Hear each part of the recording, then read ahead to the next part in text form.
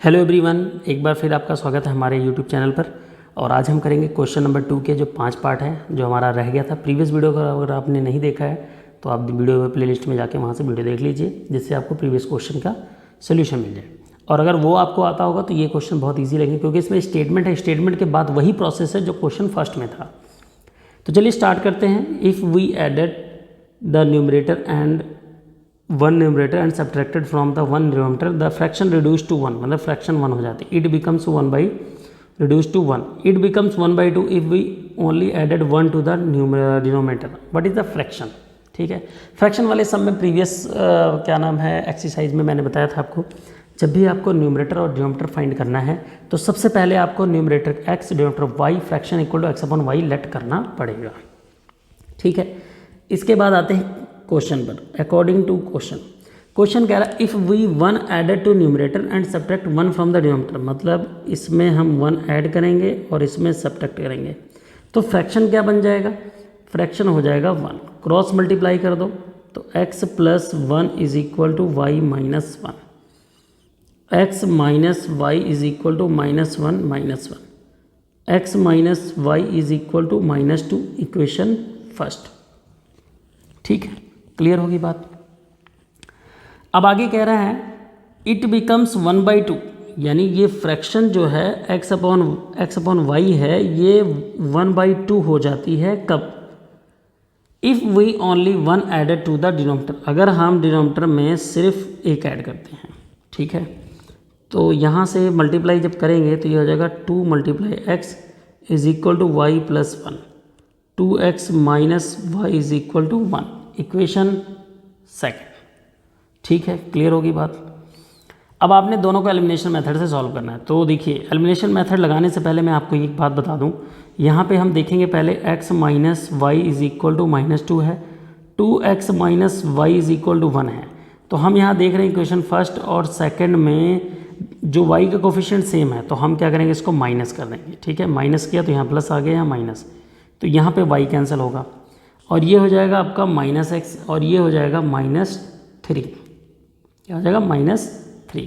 तो x की value कितनी आ जाएगी? 3। अब आप लिखोगे put the value of x in equation first. ठीक है, put the value of x in equation first. चलिए, तो फर्स्ट इक्वेशन में पुट करते हैं। फर्स्ट इक्वेशन में क्या लिखा हुआ है? 3 minus Y is equal to minus 2। ठीक है, minus Y equal to minus 3 minus 2 minus 3, minus Y equal to minus 5, then Y equal to 5। ये तो बात क्लियर हो गई। अब आपने लिखना है hence fraction is equal to x upon Y. x की वैल्यू कितनी थी? 3, y की वैल्यू कितनी थी? 5। ये हो गया आपका आंसर। ठीक है, क्लियर होगी बात। अब क्वेश्चन नंबर सेकंड में आता है 5 years एगो लिखा हुआ है। Noori was thrice old as Sonu 10 years, ये हम बाद में देखेंगे। पहले लिखेंगे प्रेजेंट एज, इनकी लेट करेंगे तो लिखेंगे let the present age of Noori is equal to x years. उसके बाद लिखेंगे present age of Sonu is equal to y years. अब यहाँ लिखेंगे 5 years एगो, 5 साल पहले की बात कर रहा है तो आप लिखोगे 5 years एगो। ये है आपका केस फर्स्ट। यहाँ लिखेंगे एज ऑफ नूरी, मतलब नूरी 5 साल पहले कितने की थी? x minus 5 years। उसके बाद लिखेंगे एज ऑफ सोनू, मतलब सोनू की उम्र उस टाइम कितनी थी वो भी देखना ज़रूरी है। फिर यहाँ से लिखेंगे y माइनस 5। जब तक हमें दोनों की एज पता नहीं होगी हम कंपेयर ही नहीं करें। तो यहाँ कह रहा 5 years अगर Noori was thrice old as old Sonu, तो यहाँ लिखेंगे अकॉर्डिंग टू क्वेश्चन। ठीक है, Noori was thrice as old as Sonu, Noori was मतलब इक्वल हो गया थ्राइस, तो 3 का मल्टीप्लाई कर दिया, तो यहाँ से हमने लिख दिया 3y माइनस 15। ठीक है, तो हमने क्या किया, 3y को लेफ्ट साइड ले, 5 को उधर ले गए, तो ये सॉल्व करके फर्स्ट इक्वेशन बन गया। अब आगे क्वेश्चन पढ़ना है 10 ईयर्स लेटर। ठीक है, क्या लिखेंगे, 10 ईयर्स लेटर मतलब 10 साल बाद, एज ऑफ, यहाँ केस सेकंड डालेंगे, क्या डालेंगे, case second, age of Noori. Age of Noori क्या होगा, x + 10 ईयर्स। ठीक है, क्लियर होगी बात। उसके बाद लिखेंगे age of Sonu, y + 10 years. उसके बाद लिखेंगे अकॉर्डिंग टू क्वेश्चन, क्या लिखेंगे, अकॉर्डिंग टू क्वेश्चन। क्वेश्चन में देखिए क्या कह रहा था, Noori will be twice as old as Soni, मतलब नूरी की एज कितनी है, x + 10। ठीक है, ये कितनी हो जाएगी, ट्वाइस हो जाएगी, किसकी, सोनू की एज की। तो यहाँ से लिखेंगे x + 10 = 2y + 20, x - 2y = 20 - 10, x - 2y = 10, equation second. Clear होगी। अब आपके पास इक्वेशन फर्स्ट क्या आया है, x - 3y = -10, और दूसरी इक्वेशन क्या है, x - 2y = 10। इस इक्वेशन में आप x का कोफिशिएंट देख रहे हो, तो आप इक्वल है ही है, तो इसको सब्ट्रैक्ट कर दीजिए। ठीक है, तो ये आपका कैंसिल हो गया, और ये बचेगा -y, क्योंकि -3y + 2y। बस यहाँ जो साइन को नहीं देख करेगा उसका गलत हो जाएगा, और यहाँ हो जाएगा -20, सेम साइन है, तो y = क्या होगा, 20, माइनस कैंसिल हो गया। अब आपने लिखना है put the value of y in equation first, तो x - 3 × 20 = -10। ठीक है, x - 60 = -10, x = 60 - 10, x = कितना आ गया आपका, 50।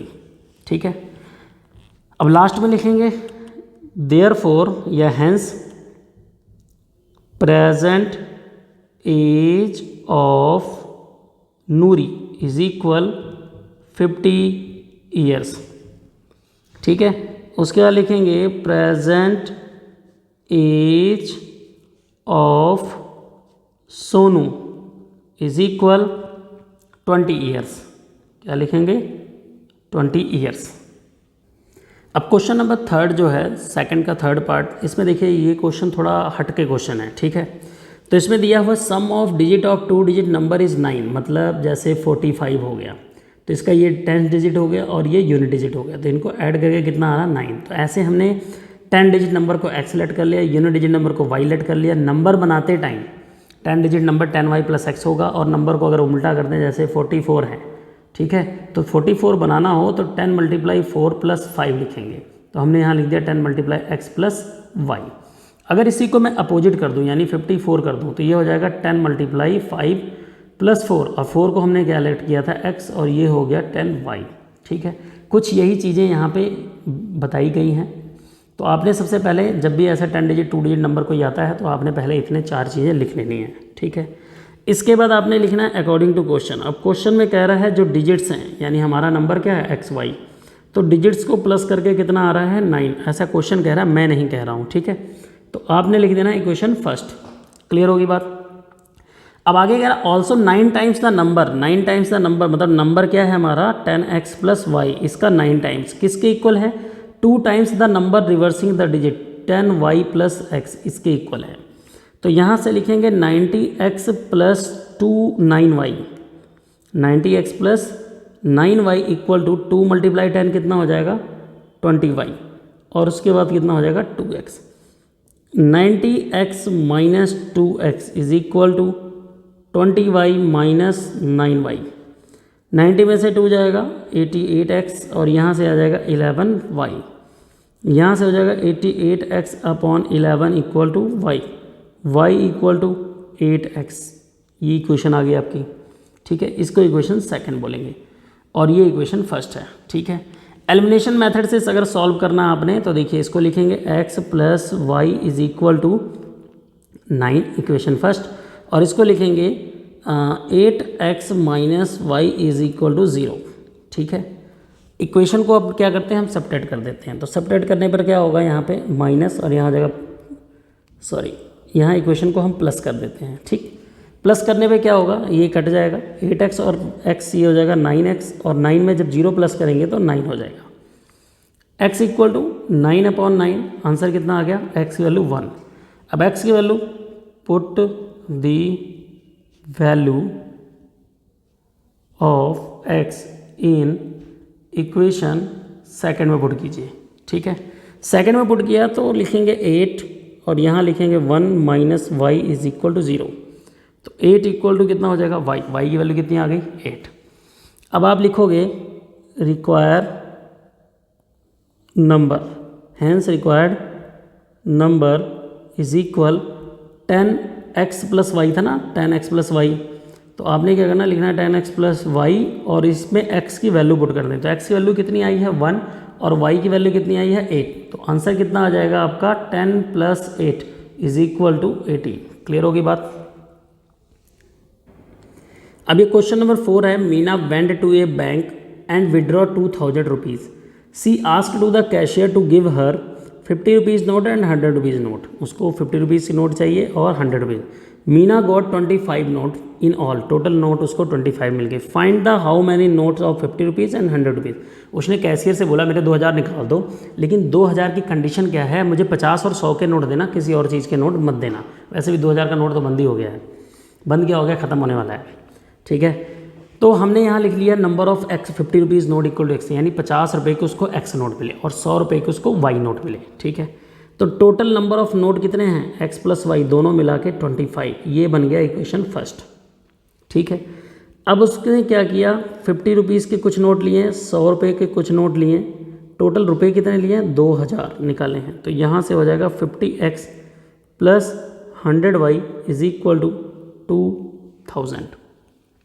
ठीक है, इक्वेशन को छोटा बनाने के लिए मैं 50 से डिवाइड कर लेता हूँ। तो 50 से डिवाइड करूँगा तो ये हो जाएगा 2y और इसको डिवाइड करूँगा तो ये हो जाएगा आपका 40 इक्वेशन सेकंड। अब फर्स्ट और इक्वेशन सेकंड को बहुत इजीली सॉल्व कर सकते हैं यहाँ से। इसका रीज़न क्या है, क्योंकि दोनों के कोफिशिएंट ऑलरेडी इक्वल आ चुके हैं।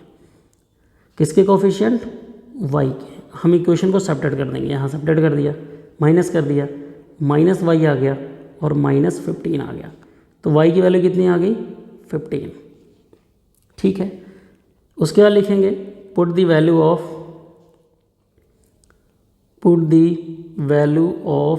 5 इन इक्वेशन फर्स्ट में अगर पुट करते हैं तो लिखेंगे x plus 15 is equal to 25, x equal to 25 minus 15 and x equal to हमारा आ जाएगा 10।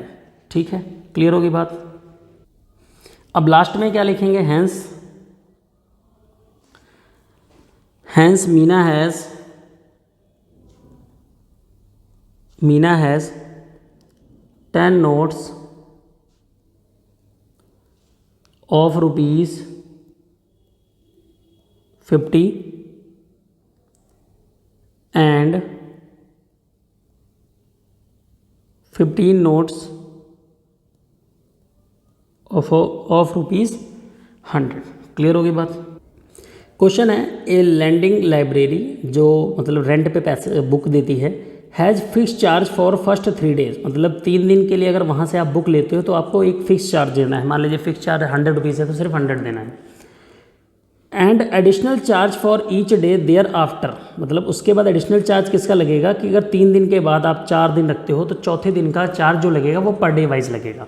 चौथे दिन से 3 दिन का फिक्स चार्ज है। सरिता पे the 27 for the book kept 7 day, मतलब 7 दिन वो बुक रखती है तो 27 पे करती है। सुशी पे 21 rupees for the book kept for 5 days, अगर 5 दिन रखती है तो बुक वो 21 रुपीज़ पे करती है। Find the fixed charge and charge for extra day, तो हमने लिख लिया let the fix charge equal to x and per day charge equal to y, या इसको कह लो ईच एक्स्ट्रा डे चार्ज। ठीक है, ईच एक्स्ट्रा डे चार्ज, ये भी लिख सकते हैं। क्लियर होगी बात। अब यहाँ लिखेंगे अकॉर्डिंग टू क्वेश्चन, सरिता ले जाती है कितने 7 दिन के लिए बुक, तो 3 + 4 यानी उसको 4 दिन का रेंट पड़ेगा और 3 दिन का फिक्स चार्ज पड़ेगा। ठीक है, तो 3 दिन का जो फिक्स चार्ज है वो कितना है x प्लस, और 4 दिन का जो पर डे हिसाब से चार्ज y, टोटल कितना पे किया उसने 27। बात क्लियर होगी। यहाँ से लिखेंगे x + 4y = 27, इक्वेशन फर्स्ट। एक चीज़ आपने ऑब्जर्व की होगी, जब स्टेटमेंट वाले सम एलिमिनेशन मेथड से आते हैं तो उसमें कोफिशिएंट ऑलरेडी पहले से ही इक्वल होते हैं, हमें करने की ज़रूरत नहीं पड़ती, यानी हमारा काम आसान हो जाता है। ठीक है, क्लियर होगी बात यहाँ तक। अब आगे क्वेश्चन कह रहा है एक क्या नाम है, सुशी जो है वो 5 दिन के लिए बुक ले जाती है, तो 3 दिन का तो उसको फिक्स चार्ज लगेगा यानी x, और उसके 2 दिन के चार्ज लगेंगे उसको बाकी। ठीक है, तो टोटल पे कितना किया उसने 21 रुपये, तो 2 दिन का चार्ज हो गया 2 × y, इसको हमने उड़ा दिया। तो यहाँ से लिखेंगे x + 2y = 21, इक्वेशन सेकंड। ठीक है, फर्स्ट और सेकंड इक्वेशन को अगर हम सॉल्व देखें तो यहाँ से आराम से बड़ी जल्दी से सॉल्व हो सकता है। x + 4y = 27, x + 2y = 21, इनको आपस में सब्ट्रैक्ट कर दो बस, और कुछ नहीं करना। x कैंसिल, 4y में से 2y गया, 2y बच गया, 27 में से 21 माइनस होगा, कितना बचेगा 6, देन y की वैल्यू कितनी आ गई 6/2, देन y की वैल्यू कितनी आ गई 3। अब यहाँ लिखेंगे put the value of y in equation first में पुट कर लेते हैं, तो लिखेंगे x + 4, y की वैल्यू कितनी है 3 = 27, 4 3 = 12 = 27। ठीक है, क्लियर होगी बात। अब इसके बाद क्या करेंगे, इसको मल्टीप्लाई करेंगे। क्या करेंगे, मल्टीप्लाई करेंगे, तो x = मल्टीप्लाई कर दिया 27 - 12, यहाँ माइनस लगा लीजिए, दोबारा लिख देता हूँ मैं, x = 27 - 12, x = 15। ठीक है, तो लास्ट में लिखेंगे hence fixed charge = 15 and charge per day = 3 rupees लगा सकते हैं, रुपये लगा लो या RS लगा लो, RS लगा लोगे तो ज़्यादा बेटर होगा, तो मैंने यहाँ RS ही लगा लिया, ये 15 हो गया और RS 3 रुपीज़। तो आई होप आपको वीडियो पसंद आई होगी। लाइक शेयर जरूर कीजिएगा, कमेंट बॉक्स में अपने वैल्यूएबल सजेशन जरूर दीजिएगा। तो आज के लिए बस इतना ही, अब नेक्स्ट वीडियो में मिलेंगे चौथे चैप्टर के साथ 4.1 एक्सरसाइज के साथ।